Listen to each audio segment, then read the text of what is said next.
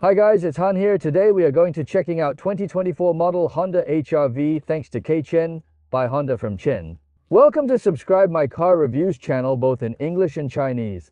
Thank you for subscribing, liking, comment, sharing, and light up the bell. HR-V is positioned in the subcompact crossover SUV segment in the US market. If we see the entire family tree, the current product is its third generation product, which launched in the United States in 2023 model year. Honda officially announced the targeted consumers of HR-V are first-time vehicle buyers and some young consumers. Since its launch, this generation of HR-V has performed well in the US market, especially loved by many young consumers. Which seems that Honda's official positioning is still very accurate. There are some differences between the American version of HR-V products and the HR-V launches in other regions. In fact, this product is called ZR-V in many places around the world, which is larger than other versions of HR-V. In fact, whether compared with itself or with competitors in the current US market, HR-V has some advantages in appearance size. Across the world, there are various powertrains for HR-V products. However, there is currently only one powertrain for the 2024 model in the US market, which is a 2.0-liter four-cylinder naturally aspirated engine equipped with a CVT transmission.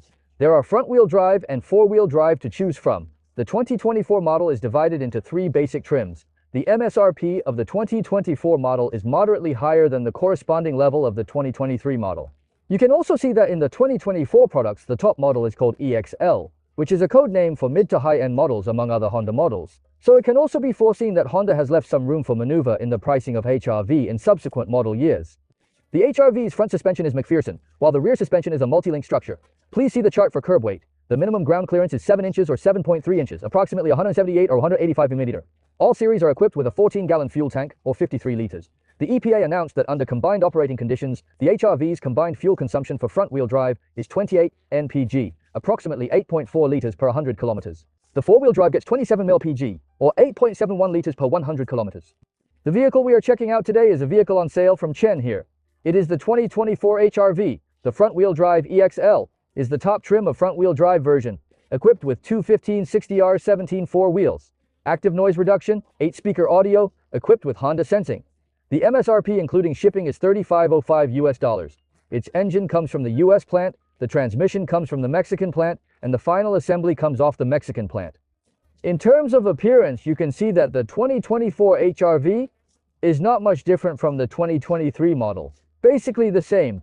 It can also be seen that the appearance design of the current HR-V is still somewhat different from the latest style of the current Honda family. The latest design styles of the Honda family are all relatively sporty, with straight edges and angles, outlining a sportier stance. But with the HR-V, you can see that there are some arc lines throughout the car, not all of them straight edges or straight lines. Even in the front design, it still has that cute styling. The two front light groups are not wide, but they are not as aggressive as the designs of current Honda products. The position of the front grille is also designed to be moved downwards appropriately. There is no obvious protruding bumper platform design at the front. In contrast to the relatively simple and cute style of the overall design of this car, its design below the bumper position looks relatively complex and sporty. Except for the shining color on the logo, the rest of the front face is made of this bright black decorative material. There are 4 parking sensors in the front, which is also a unique configuration on the top trim. From the side, you can see that there is no difference from the 23 model. On the whole, it still follows the latest design style of the current Honda family. The front cabin and passenger cabin are designed to be relatively independent. This car has a relatively fastback shape at the rear, but the angle of the fastback is not that big. From the color matching on the side, we can see that except for some metallic colors on the wheels, there are no chrome bright strips elsewhere. The front 2 doors have touch unlocking and locking functions, but the rear doors do not. Open the door and you can see that although the door opening angle is not as exaggerated as that of the CR-V, its opening angle is indeed not small in this class, especially the front door. The lower edge of the car door does not cover the lower edge of the body. All 4 windows use single-layer glass. No double-layer glass is used. Using my height as a reference, the feeling of getting in and out of this car is somewhere between a sedan and a CR-V. No need to use any pedals, or press your body very low like in a car. All HR-V series are equipped with 17-inch wheels as standard, and with 18-inch wheels on sport trim. This car uses 17-inch wheels. The wheel shape is also quite satisfactory, very Honda's characteristics. The brake system is consistent across the entire series. The front disc is a ventilated with a diameter of 12.3 inches. The rear one is a solid disc with a diameter of 12.2 inches. The rear shape is no different from the 23 model, and overall it is still mainly cute. Above is a relatively rounded spoiler that integrates a high-mounted brake light. The left and right door frames are not very protruding. The rear wiper design is retained, very good. This previously necessary component on an SUV is not found in every car right now. As you can see from the entire rear, the design is also dominated by rounded lines. The design of the left and right taillights is similar to the current design of the family, but also has certain characteristics of HR-V itself. There is no very obvious protruding bumper platform design below. Below the traditional bumper position, the materials used and shape design are not complicated. Only one exhaust is placed on the right side with a hidden design. 4 parking sensors are also a unique configuration of the top trim. The family style key with remote start. No power tailgate even on top trim. The rear tailgate lining is all plastic. The shape above echoes the shape of the door panel lining with some wavy shapes.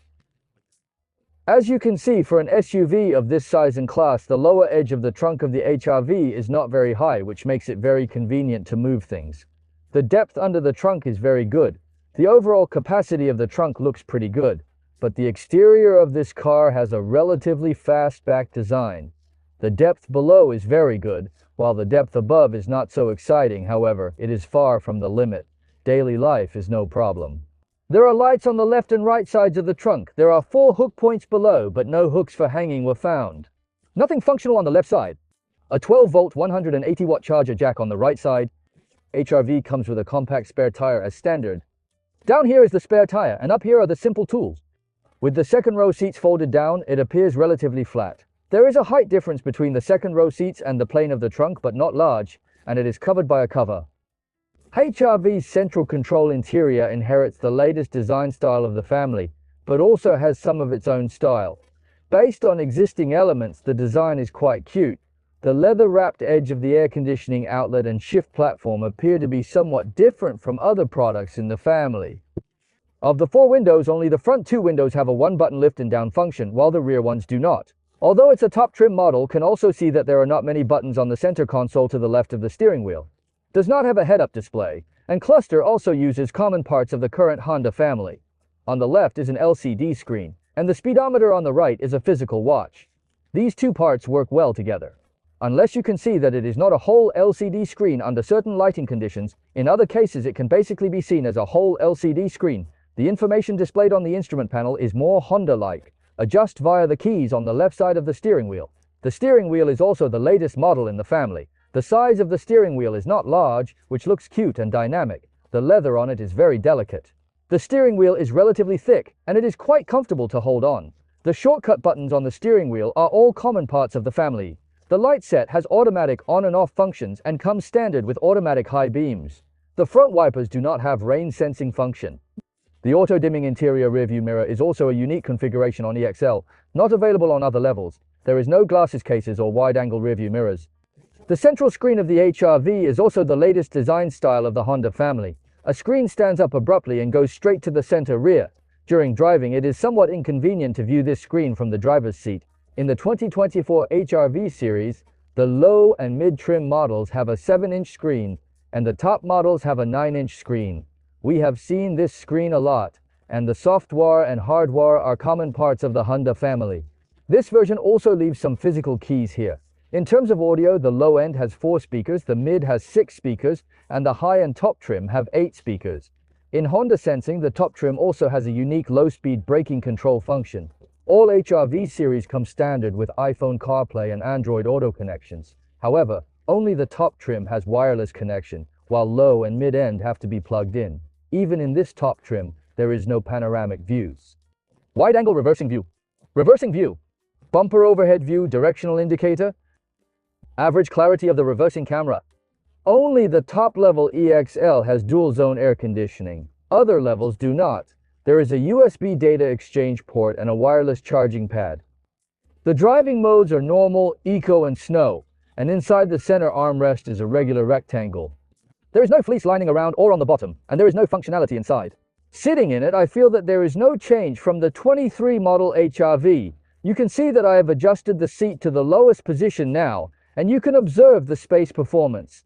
After sitting in, it can still give us some surprises. The first surprise, as you can see, I have adjusted the seat to the lowest position. It does not hold your body very high. Feel like properly stuck in it while driving. I still like this feeling. One more thing, you can see that this seat is great. The seats are very thick and wide in every area. I even feel that its seat is more comfortable than the seats of many compact SUVs currently on the market, which are even larger SUVs. The seat cushion is very long and high enough to support the legs very well. Another thing, you can see that both the seat cushion and the chair back are relatively wide and thick, which can really surprise people. The filling material is not a very hard filling material, it is moderately soft and hard. Overall, it can also give people the feeling of a sofa with better support. At this level, I think the seat of HRV performs quite well. The driver's seat is power adjustable and the passenger seat is manually adjusted. The driver's seat doesn't have too many adjustments. It doesn't even have a lumbar adjustment. Later, I calmed down and thought about it, and it made sense. After all, this car is aimed at young people. Young guys have health waists and don't need lumbar support. On all other trim levels, the driver's seat is manually adjustable. There is another design that I like better, which is the design of the gear shift handle. In order to raise the height of this gear so that the driver can reach it, it raises the central shift platform so that when you shift gears, you don't have to lean forward. And this grip is relatively comfortable. The center armrest is also high enough. It also creates a second layer of storage compartments under the central platform. There is a Type-C charger socket on the left and right. I feel that the interior color of this car is quite comfortable in this small SUV. The black and beige colors also have a contrasting and cute feeling. In terms of materials, the upper part of the instrument panel is made of soft material and leather, while the lower part is made of hard plastic. If you sit in the car and look at the window frame, you can see the metal parts. The materials used on the door panels include soft material at the top, hard plastic in the middle, and leather around the armrests. The four-door armrests are also relatively cute in design. The bottom is black hard plastic, designed a cup holder in the door panel. A relatively small storage compartment, two cup holders in the center console. Sitting in the second row, you can see that Honda's efforts in improving the size for the US version HRV have not been in vain. The second row space is considered superior among cars of the same class, and is even better than some in the high-end, the compact SUV class. The space performance of the second row of SUVs is better. Now I have no problem with head space at all. In terms of legroom, this seat feels like lying back, and the seat back has passed the B-pillar. The legroom can still have this kind of space performance, which is really commendable in this class. The seats also feel great. As you can see, the seats are the same as the front row, very thick, and the seat cushions are long and high enough to provide good leg support. Although the backrest is not as soft as the front backrest, I don't feel uncomfortable leaning on it. As for the configuration of the second row, it has never been too abundant in this price range in the US market. Even though this EXL is the top model in the family, its configuration in the second row can only be said to be adequate, with nothing outstanding. It has a small sunroof. The back of the front center armrest is empty. There is no air conditioning control, which I can accept. After all, no one has it at this price in the American market. But you don't have air conditioning vents, which probably shouldn't be the case. There is no rear charging, which is even more undesirable. No charging port of any kind. The center floor doesn't bulge too much, basically flat. There is no curtain in the second row. Sitting in the second row and looking at the window frame, the metal parts can be seen. The material used for the second row door panels is very plastic. The entire backing is a big plastic with just a little leather trim on the handle. There is a cup holder on the door panel. The second row of seats folds 40-60, but there is no center armrest, so the cup and bottle can only be placed on the door panel. The second row seats cannot be adjusted in any way. The shapes of the two lamps in the second row are quite cute. In summary, this is the video of this 2024 EXL HRV. Since the adjustment of the powertrain parameters of the 2024 model has not changed, friends who are concerned about the dynamic driving experience should check out the previous videos. Generally speaking, HRV, compared with products of the same level in the US market, its size and internal space are its advantages. At the same time, the seat comfort is also relatively good at this level. The driving feeling is quite satisfactory in this price range. With a 2.0-liter naturally aspirated car and a CVT transmission, everyone can imagine the driving feeling. It doesn't have any big features, just feels like a daily car. The overall feeling of the second row of HRV really surprised me. Both the space and seat comfort in the rear row are relatively good. Friends often talk to me about the price range of HRV's top-end model, which straddles two levels. You can buy a model with slightly lower trim among compact SUVs, or you can buy a model with slightly higher trim among small SUVs. Which brings us back to the classic topic before again, that is, do you want to buy chicken heads or phoenix tails? For the Honda family, the question is whether to buy a low-end CR-V or a high-end HR-V. In my opinion, there is nothing wrong with either of them. The choice mainly depends on your own budget and your own vehicle configuration requirements. Again, buy whatever you like, don't control, don't be shy. Above video, thank you all.